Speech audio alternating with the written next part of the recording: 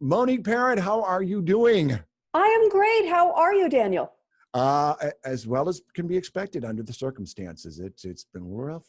Has it been rough? Yeah. See, I don't have a beautiful garden outside of my house, and you've only had it a short time. Aren't you glad you got moved in there before this pandemic broke out? Oh my gosh, it was the luckiest thing. We moved on February 29, and we would have been living in a tiny little apartment with this tiny little balcony and nowhere to go.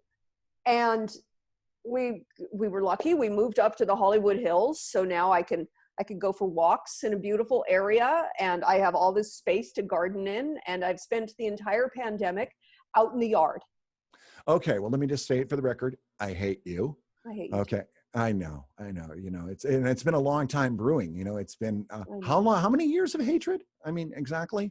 It's 30. been 30. Oh, wow. You know, and the 30. fact, you know, as much as I resent you, I can honestly say I do appreciate the fact that you own that.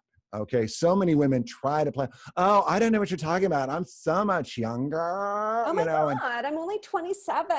And it's like, you own that. Okay. I mean, you just own I that. am 54 and very proud of it. Because let's face facts, some of the decisions we made in life, we were surprised to make it past 30. So to make it to this is, it might be a grim milestone, but it is our milestone, and we are proud.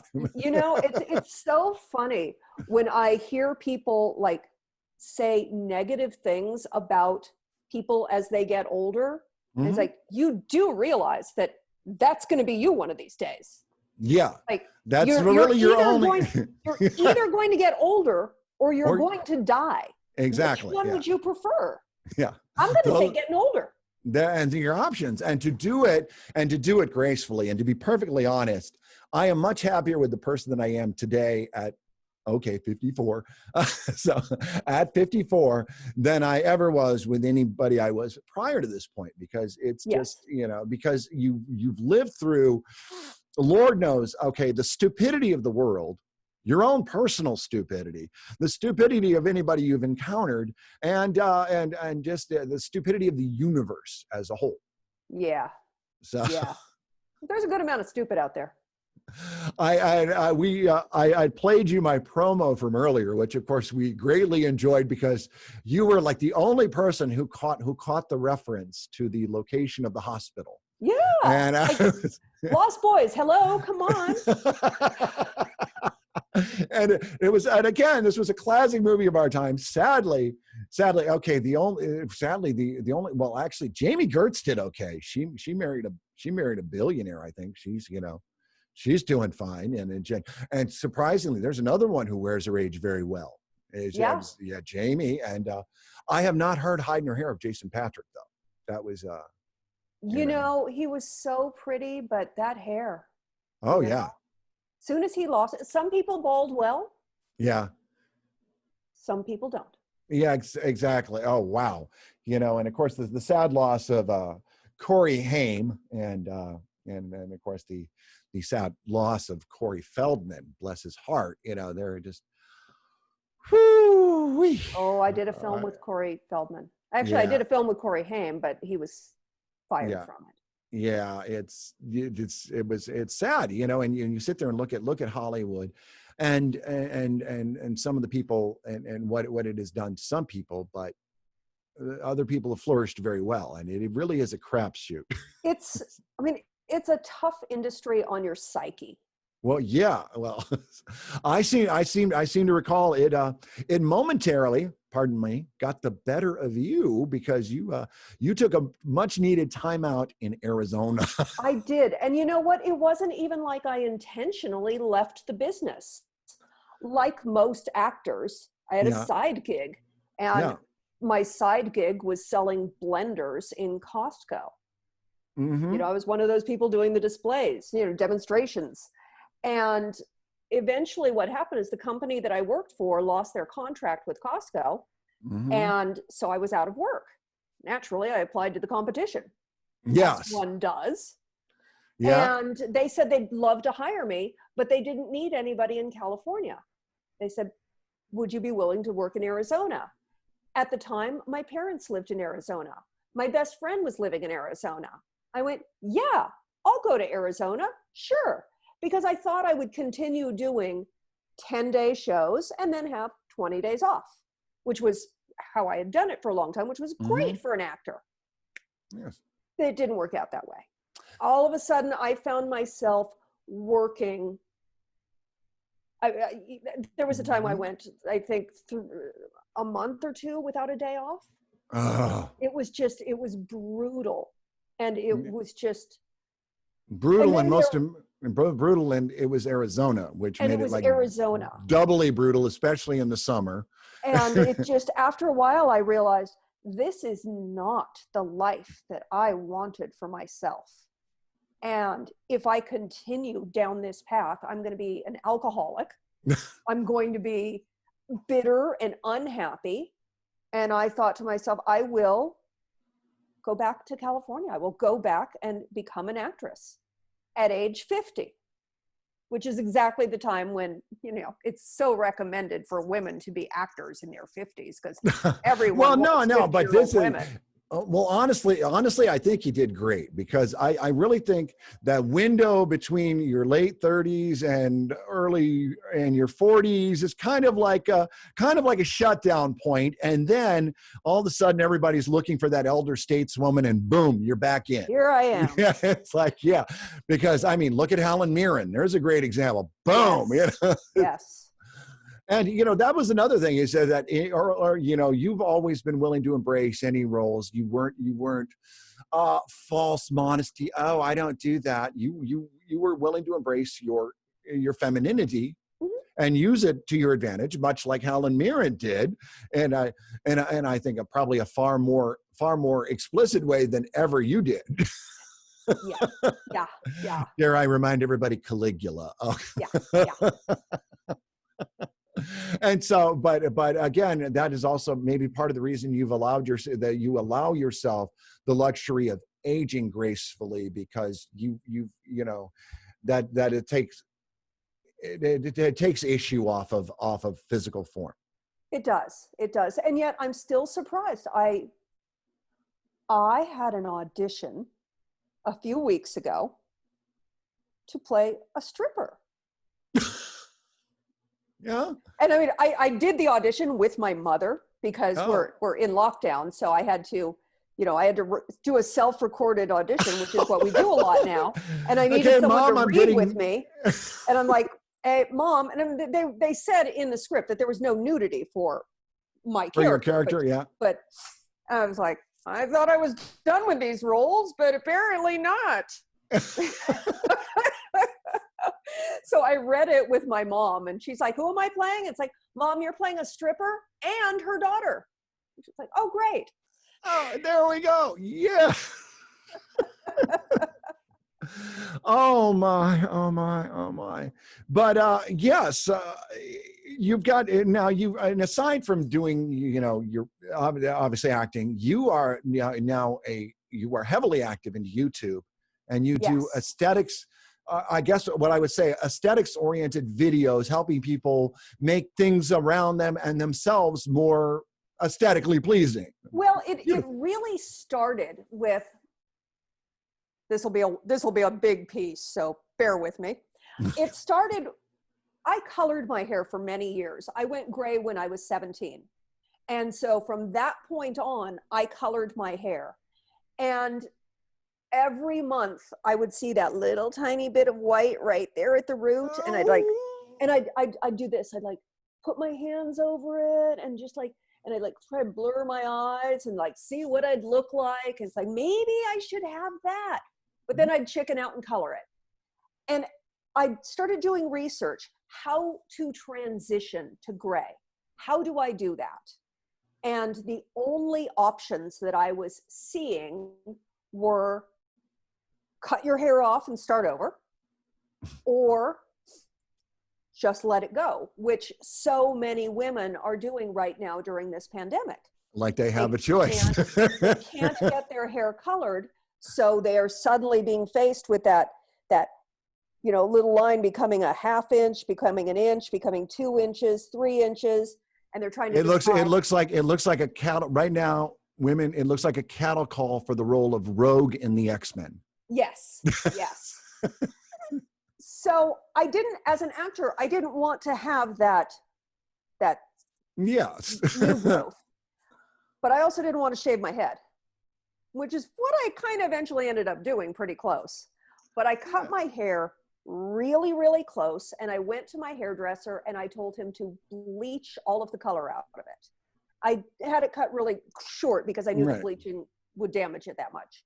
I walked out of the salon with baby chick yellow hair, and then I went home and I made a video of me dyeing it gray, because I thought, if this method works, other women are going to want to know how to do this. And it did work. And I put it up on YouTube, and then I forgot all about it. A few months went by, and I thought, yeah, let me just see what's going on with that. And I logged on, and it's like, it's got 25,000 views. So I realized that this might be something that spoke to some people. So I made another video, and then another video. And then my viewers asked for makeup, and I'm not a makeup artist, but because I've been in the beauty industry for so long, I've had a lot of makeup artists work on me. So I've seen what different results look like. You've watched what they were doing with you, and you've incorporated that into your trainings to other people, because honestly, I know that you do it really well, and you give really solid advice. I've actually used your advice. Well, you did not from your videos, from you personally, because it's like, because you have that. I have the Rocket Raccoon stunt double eyes. So it's very important. It's very important that I yeah. You want the Joe Blasco orange highlight one, and the budget one for that, the budget knockoff would be NYX orange, has an orange concealer. And give myself a little color. Yeah. Well, it's actually, no, the orange counters the blue under the eyes. Oh, wow. So it makes, even though when you look at it in the makeup thing, you're like, that's orange. That's not right. That's some orange. But it balances the blue color. So now all of a sudden, that's what I'm using. And get a nicer look about you. Yes. See, actually, that was the only reason I brought you on, was just to get makeup tips for free. Okay, I'm out of here. That's all I needed. What, you think I'm gonna air this? Oh. No. I'll tell you what, I've already gotten friends from back home that I had no idea that are Monique Parent fans from all the movies from the 80s, 90s, and 2000s. Oh, fun. Whoa, I love Monique Parent. Oh, I can't believe wow, dude. And I was like, okay, good to know. I'm like, wow, I really should have used this a lot sooner. Instead of talking to those lame voice talents. My friend, voice talents are the people who are working right now. I know. Well, actually, I want to be a voice actor. Well, you should. You've got a great. I love that. And the bottom line is you're already SAG anyway, right? So you should, doggone it. You should make a voiceover demo, and I should help you with that, because that is the one. Okay. I don't look worth a squat, but I can definitely help with voice talent and directing voices. That would be wonderful. You have a date. Yeah. All right. Well, there you go. What's Howard fixing for dinner? That's what I got. Whatever you like. Well, whatever you like, because it doesn't matter. You're not coming over. It's going to be over right now. We'll be watching. It'll be FaceTime dinner. It'll be a FaceTime. Howard and I were dating. Oh, wow. Yeah, that's right. Because you guys were dating when you were in Arizona? No. Or when he was living in Orange County in Irvine. Oh, and I was living in Studio City. Right. Okay. So, yeah. Los Angeles traffic. Yes. Oh, yes. Exactly. Well, not so much now. But not so much now. But actually, it started. I went out yesterday for the first time, and I actually had to wait to turn on to Beverly Glen from Valley Vista, which it hasn't been around for a long time. Yeah. So they've lifted the restrictions, starting to lift restrictions. Starting to, but still. Then so many people fail to realize that, the reason we're staying at home isn't necessarily because of us. It is the danger we pose to immunosuppressed people. Yeah. We were supposed to go visit my mom for her birthday. Yeah. And that was at the end of March. Mm-hmm. And, a couple days before, I just turned to Howard and said, we can't go see her. Right. We can't do it. I can't take a chance that I would be bringing something into her home. Yeah. I have to stay here. That is the best way that I can show my love for her and for anybody, is to stay home. Yeah. If I have And it to is the go out, one I time, mask out. and it is the one time our antisocial personalities have worked in our favor. And It really I think does that's the fact that I don't like, anyway. exactly. The fact that I don't like people anyway just made it so much easier. It's like, oh, good golly. It's like you walk into a store, it's like, oh, it's 2 people in here. Oh yeah. I got to get out. But I will tell you what, it does make it so much easier having to, it does make it easier going out, because now your makeup tips aren't necessarily as important as they used to be, because people wear masks. Yeah, you just put a mask on. And what's great is nobody lots of eye makeup. Exactly. And nobody knows for sure if that was you going into the pot store or not. And exactly. That's what I find appealing, in the liquor store. And yet it's legal, so who cares? Exactly. Well, there are still a few uptight people out there. Probably a few watching. There are. Exactly. Actually, it's sad to say, when it first legalized, I bought a little vape pen. I bought the vape pen and the little cartridge that went with it. Uh-huh. I still have the same vape pen in the cartridge. I have no idea. Does that stuff expire or not? Because I don't know. I don't know. Best if used by so it'd be serious skunk weed the next time I use it. You have to get it extra hot. Yeah. It'd be so thick. Oh man. Don't put it in the microwave. No. Well, it's but again, a great thing about Southern California is Carla also got some of the butter, the special butter. Yeah. Oh boy. Those brownies. Now, that's the thing you got to do. You have to watch with edibles, is because you have to be careful. Yeah, because they don't hit all at once like smoking it does. Like it's like, whoa, and it's like an hour later. Oh, it's like, oh my what goodness. did I do to myself? Yeah, and thank goodness the dispensaries were considered essential during this whole. Oh, this is gonna be how we keep people from going out and killing each other. Yeah, well, that's why everybody else back east has gone nuts, because they don't have legalized weed. They would have stayed in till December. Okay, yeah. Hey, you do this. You got legal weed. You're like, I'm good. I'm good. I can go on next week. That's fine. Yeah, because like I said, Carla made the brownies, and that was that made a couple days go by pretty smoothly. Yeah. So what did you have anything in the works before the whole pandemic thing hit? Works-wise? I didn't really, because I had kind of slowed everything down for the move. Right. So literally, I'm so lucky. I had one last job on March 11. Uh-huh. I went up to Portland for a job.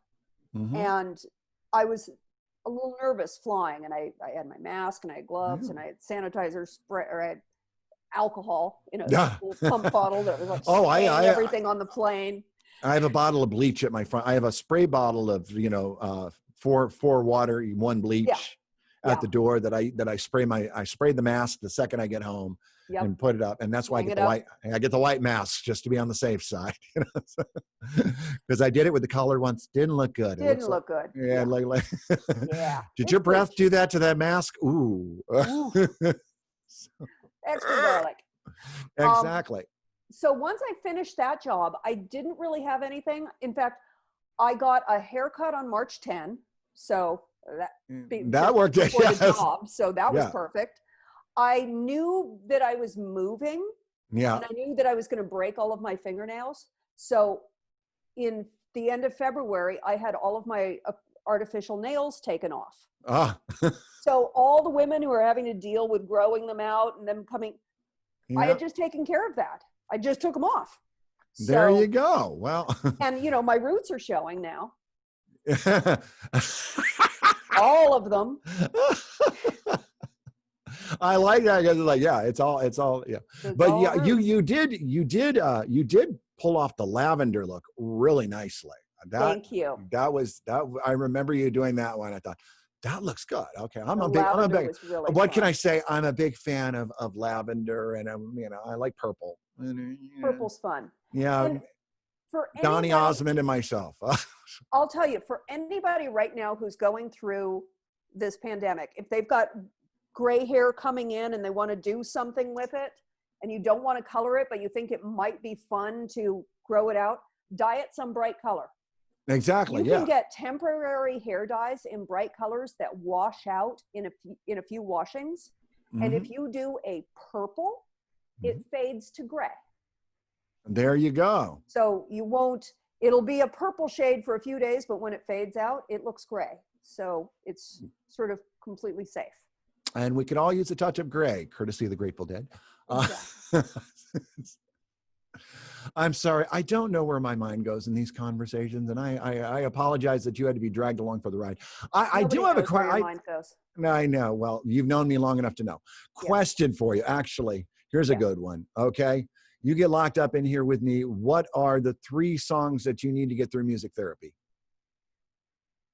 Oh, 3 songs to get through music therapy. Walls. I think it's Kings of Leon. Oh, Kings of Leon. Okay. Gosh, this is so obscure. Nobody will know it. It's Let's see. Come on. Trouble Bay by the Blue Hawaiians. Nice. And what would the third one be? This is just terrible. It might be Taylor Swift. You know what? Everybody bags on her, but I got to say, there's some stuff from her that I really like. It's one of those. I always like Taylor Swift. Yeah, she's yeah. cute. So it might be Cornelia Street. Yeah. Cornelia Street. Oh, okay. Well, there you go. So there we go. All right. Well, that sounded. What are your 3? What are my 3? Oh, well, way to put me back on the spot with my own question. Yeah. All right. Toy Matinee, Last Plane Out. Do you remember that song? No. Greetings from Sodom. Wish you were here. The weather's getting warmer now that the trees are all cleared. No time for a conscience, and we recognize no crime. Yeah, we got dogs and Valvoline. It's a pretty damn good time. Yeah, remember that song? Yes, Man I do. of reason. And I know nobody outside of Nashville, nobody remembers this guy, but he made a brief appearance here in Los Angeles in the late 90s. It was Webb Wilder was the performer. Absolutely loved him. And look him up on YouTube, Webb Wilder. And he was really wonderful. And then Robbie Robertson, Fallen Angel. Okay. So Robbie Robertson used to be in the band Take a Load Off Annie. And so anyway, his solo album, the one that he had Somewhere Down the Crazy River on, it was yeah, and that way, since I'm throwing out musical offerings to a contemporary. It's like, yeah, oh yeah. So as I nod, and I know none of those songs. Really? Yeah. Oh my goodness. Well, if I know Blue Hawaiians, come on, you gotta. Do you know Blue Hawaiians? I do. Okay. So yeah. So they're no C band. Yes. There were a lot of really good local bands that a lot of they were kind of ska. Yeah. Well, they did a lot of they had sort of a surf. The surf, lounge fusion. Yeah. Little Jan and Dean meets. Yeah. meets Bob Marley meets. Yeah. All right. Well, listen, it has been absolutely wonderful talking to you. We've got a good, solid interview here, I think, and I don't know what our time was on that, but it's always enjoyable to talk to you. And I definitely want to, Always. I definitely want to bring you back when I've actually accumulated a bigger audience, which I We'll think do it. having you in the initial push off is definitely going to help that. Good. I hope So, so. and especially since we've, like I said, I'm working on making this really good, making this a big boy show. It's a big boy show. Exactly.